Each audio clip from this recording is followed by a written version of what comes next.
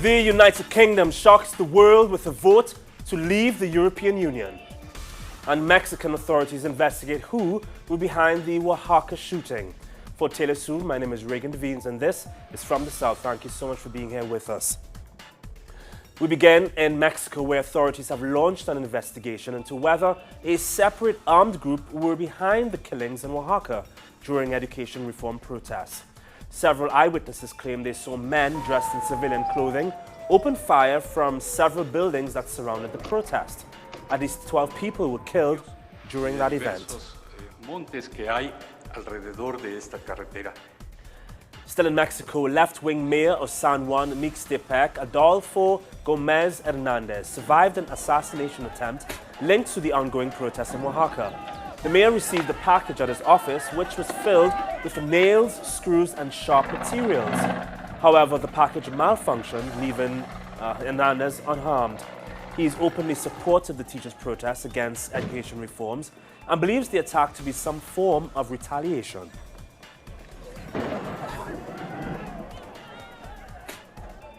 In Venezuela, citizens waited in lines on Friday on the last day to validate their signatures for the petition in the recall referendum against President Nicolas Maduro. At least 200,000 signatures must be validated by the Electoral Council for the referendum to proceed.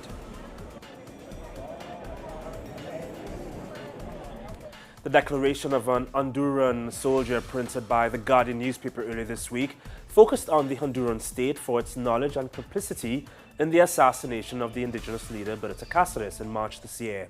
teleSur's Geraldo Torres explains.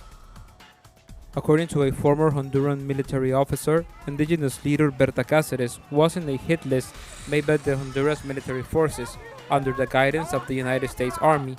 For many Honduran social leaders, this declaration only reinforces what they have been denouncing for several years. It reveals what we've always said about social movements, that we live in systematic repression against organized movements and that those responsible for this repression are the security forces of the state, who move in complete impunity in this militarized society. They've always denied their crimes, even when they're condemned years later, which happened in the 1980s, when they were condemned by international human rights organizations and the international courts. Berta Cáceres was a founder of the National Resistance Front in 2009 in response to the coup d'etat of that year. For the leaders of the resistance, Berta's assassination and the alleged involvement of the government would only increase the strength of their struggle. This will only increase outrage for the people of Honduras, of the students and the social organizations. We call on the international community because we need help to remove this president, because he was involved with the assassination of Berta Cáceres and he is responsible for what is going on in our country. In his declaration, the Honduran soldier told newspaper The Guardian that in Honduras there are torture centers and that special forces are used to kill members of the social and political movements that oppose the government. The state denies these accusations and won't allow an investigation. The social movements are confident that more evidence will be uncovered which will expose the administration. Geraldo Torres, teleSur, Honduras.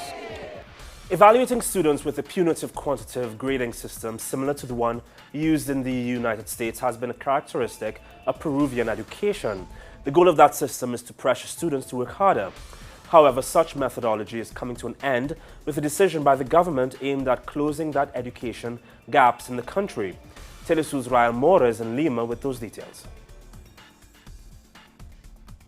The Peruvian government has decided to transform secondary education, opting for what is called formative teaching. This new system has as a main consideration the lifting of the self-esteem of the students, and that is why it eliminates quantitative evaluations.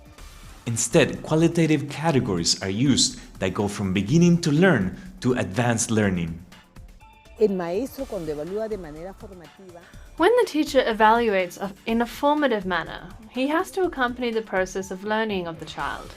He has to look into what the child is not accomplishing. Where is the difficulty? But not to punish, so that the teacher can reprogram the strategy. The new system will start in January of 2017, But to reach that goal, the Ministry of Education is already taking progressive steps. The main challenge that we have is to change in the teacher's culture, but also within the family. We always reduce performance of the student to a grade, but everyone is different. We all have more potential in some aspects, and it is a matter of identifying where the barriers are to be able to overcome them. This new system arrives at a time in which the country has approximately 50% of students that do not reach the expected goal, as the Ministry of Education admits. Rael Mora, TeleSur, Peru. All Brexit referendum results are in, and the United Kingdom has voted to leave the European Union. Just hours after the Brexit result, a parliamentary petition calling for a second referendum was set up by those among the 48% who voted to stay in the EU. As a result, the sterling dipped to its lowest point since 1985.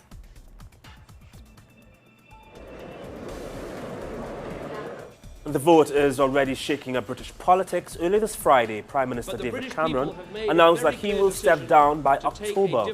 Cameron, who had backed the campaign to remain in the EU, said he thinks the country requires fresh leadership to take it in a new direction. I will do everything I can as Prime Minister to steady the ship.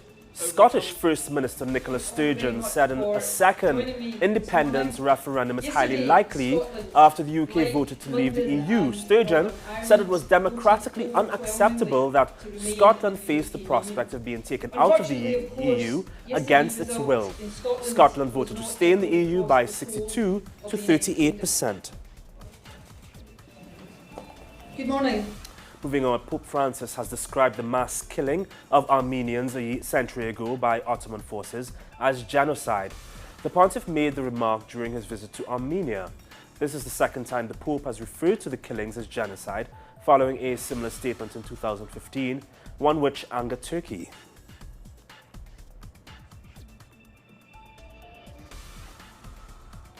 Some 5,000 refugees were rescued by humanitarian organizations, the Italian Navy and Coast Guard. There has been a surge of departures from North Africa due to calm seas.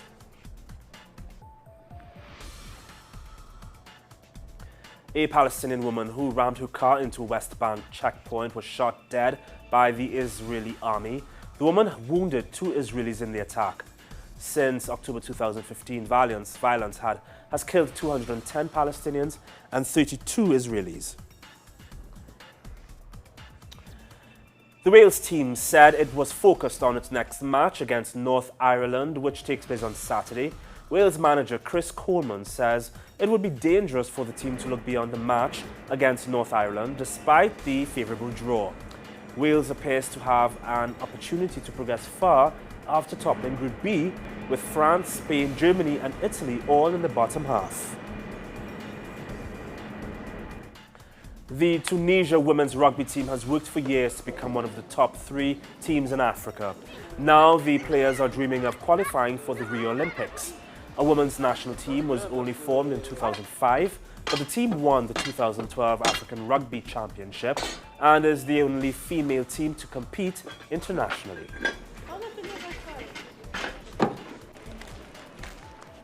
That's how we wrap our news this evening. For more on these and other stories, you can visit our website, telesurtv.net/English, and you can join us on Facebook, Instagram, and on Twitter. From all of us here at TeleSur, have a great evening and a safe weekend. Bye.